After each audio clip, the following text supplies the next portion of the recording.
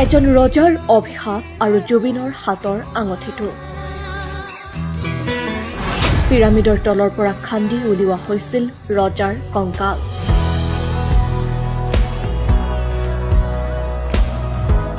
হাজাৰ বছৰ আগতেই ৰজাই দিছিল এক ভয়ংকৰ অভিশাপ। ৰজাই কৈছিল, মোৰ স্বৰ্ণ ভাণ্ডাৰত যিয়ে হাত দিব তেওঁৱে অচিন কাৰণত মৃত্যুক আঁকোৱালি ল'ব। ৰজাৰ কবৰখণ্ডসকলৰ মৃত্যু হৈছিল, কিন্তু 19 বছৰীয়া ৰজাৰ মুখখন জিলিকি আছিল জুবিনৰ হাতত।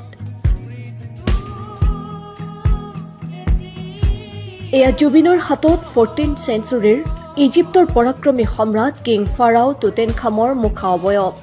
এই আঙুঠিটোৰ ওজন 9 গ্ৰাম।